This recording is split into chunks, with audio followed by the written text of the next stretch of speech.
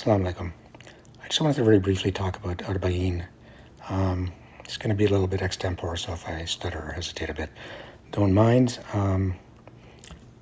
Anyway, Bismillah ar-Rahman ar-Rahim.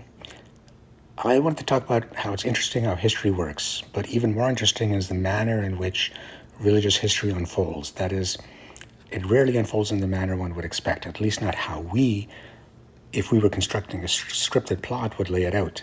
So if you consider Karbala, Karbala itself is like a ground zero. It's like a torn open fissure where truth is asserted against overwhelming falsehood. But more than that, while it is a physical wound in the unfolding history of Islam, it's an injury which, in the very, very long view of history and the unrolling story of humanity, conceals healing properties that contain the possibility of reconnecting all the diverse strains of Muslims to the Islam of the Prophet ﷺ. In other words, of reclaiming the Quran, but illuminated by the city of knowledge and the Ahl al-Bayt. This is true even though it is a place where an attempt, which is what Karbala was made to kill, to obliterate the legacy of the Prophet. And this is a testament to the beauty and grace of Islam as it manifests through the Prophet and his beloved family. And it is also a testament to the sheer metaphysical power of truth when it manifests through truly noble souls. And this is what happened at Karbala and its aftermath in Arbaeen, which is commemorated 40 days later.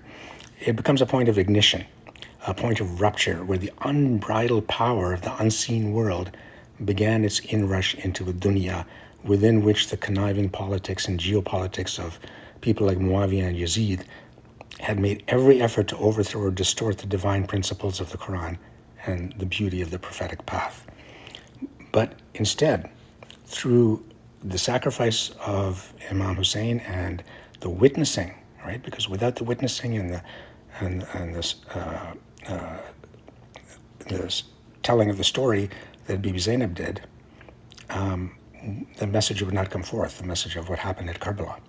So through the steadfast witnessing of Zainab, and Karbala became the birthplace of a new sun. It's like a brilliant star that over centuries, even now, continues to expand and grow, spreading its light into receptive hearts to those that are Qalb Salim, Qalb Munib. They put aside what this world and the masters of sectarian division, the waswasil khanas of our time, those ones who plant, whisper into the hearts and into the minds, trying to create separation and division between Muslims of the Ummah. But instead, these people look to the Prophet, to the Quran, and to those who never separated from true knowledge of the Quran. As the Hadith says that this Quran and the Ahl al-Bayt will never separate till they meet at the fountain of Kawthar. Because these are the ones who lived its verses, no matter the difficulty, and whose knowledge therefore spreads ever outward, like gravitational waves rippling through the fabric of existence. And Karbala is the entry point through which the world of an elevated and noble reality rushes into the material world. It's a finite moment in time, but that opens a gate into deep understanding of the intersection of the truths of the Quran and the expressions of its ayat within the world. And the aftermath of Karbala is the arena through which that gate remains permanently open. So the aftermath is not, in modern terms, it's not post-tragedy recovery or some other psychological breach outlined in modernist psychological terms. It's not the attempt of Muslims to, come to terms with their grief for what happened, but rather it is the reactivation of that for which Hussein reached, which is deep reform. He says, I've come forward to reform the ummah of my grandfather, the Prophet. And this deep reform at its heart is the divine covenant mentioned in the Quran, in Surah 7, verse 172, renewed in living consciousness. Hussein lived that covenant in life and death, but the wider community had let it lapse almost entirely. Or in some cases, they exchanged it for a much more worldly covenant related to personal gain and worldly power. So the heritage of the Prophet, the Quran, the Ahl al-Bayt, and the noblest of the companions were traded away for what? For the immediacy of political and temporal advantage. Yes, the Quran and the Prophet were always on people's lips, but the substance of their message and the binding bond of true love between the people and them seemed annulled as, as effectively as with a talaq, a three-time talaq divorce. The ruling powers of that time utterly betrayed the Prophet by killing his nearest family. And the people under the influence of those rulers lived their Islam as if they were in some kind of estranged marriage that was bound to end in divorce. You know, the Quran says about divorce, there's a verse which says, release them with kind words. So these people, in effect, released with kind words the Prophet, the Quran, and the Ahlul Bayt. With kind words, perhaps, but nevertheless, they released them, wanting to reduce their influence, to be apart from them in order to carry out their own worldly political aims. And in that was the denuding of the attachment of hearts to a revelation that descended from beyond this horizon into the heart of the one, that is the Prophet, who was able to bear such a weighty descent and implement it. Its replacement, a wide mix of superficial external attachments between the seekers of dunya, or at least those who don't want to let the dunya go, and the prevaricating political scholars of empire who are more concerned with defending indefensible actions of ambitious rulers than adhering to the truths displayed by the carriers of the deepest nobility of the religion. And into this situation came the reform and the renewal written with the blood of Imam Hussein, alayhi salam. It's a message carried forward through the words of Zainab, alayhi salam, who taught us that Karbala was not about temporal authority, but about renewing and preserving the axis of divinely guided walaya, of reorienting people's perception of reality so that their numbed hearts awakened again to the divine mithaq, the covenant of Quran 7:172, which shaped our true fitra and recorded our promise to be faithful to that covenant.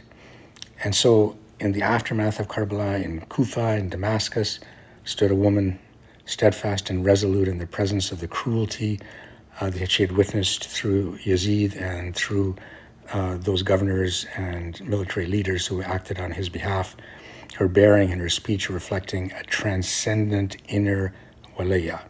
And this was resistance and reform through bearing witness in front of liar tyrants who slaughtered in front of her eyes the beloved family of the Prophet.